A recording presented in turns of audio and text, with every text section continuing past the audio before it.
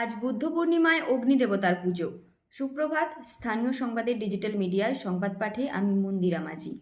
আজ শুক্রবার বুদ্ধ পূর্ণিমায় দাসপুর 2 ব্লকের দুবরাজপুরে অগ্নিদেবতা ব্রহ্মার পুজো। 179 বছরের পুরানো এই পুজোটিকে কেন্দ্র করে এলাকায় চরম উন্মাদনা শুরু হয়েছে।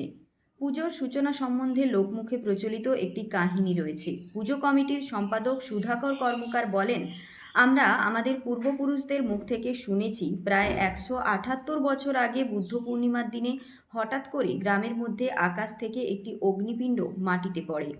ওই অগ্নিপিণ্ডটি তার কিছুক্ষণ পরেই পর্যায়ক্রমে একের পর একটি বাড়ির চালে লাফিয়ে লাফিয়ে যেতে শুরু করে।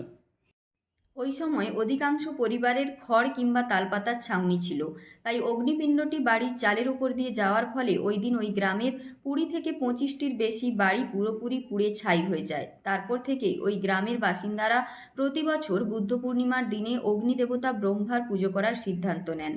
সেই থেকে নিরবিচ্ছিন্নভাবে ওই গ্রামে ব্রহ্মা পুজো হয়ে আসছে। দুবরাজপুরের ব্রহ্মার মূর্তিও নির্দিষ্ট। উদ্যোক্তারা জানালেন, 4 মাথাযুক্ত ব্রহ্মার মাথায় এবং দাঁড়িতে পাকা চুল থাকে। ব্রহ্মার পাশে সরস্বতী মতান্তরে গায়ত্রী মূর্তিও থাকে। পূর্বপুরুষদের নির্দেশ মেনে ওই পুজোকে ঘিরে কোনো বিশেষ অনুষ্ঠানের আয়োজন এবং আড়ম্বর করা যায় না।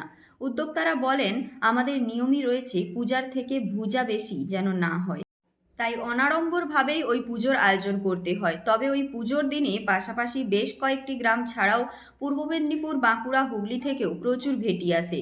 পুজো উদ্যোক্তারা বলেন, ব্রহ্মা দেবতাকে মানত করে কেউ নিরাশ হননি। অনেকে এই পুজোর দিনে ব্রতীও থাকেন। উদ্যোক্তারা জানিয়েছেন, পুজোটি 3 দিন ধরে চললেও পুজোর প্রথম দিন তথা বুদ্ধ পূর্ণিমার দিনই মানতের পুজোগুলি সম্পন্ন হয়।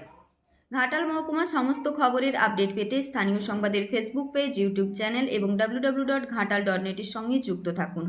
নমস্কার।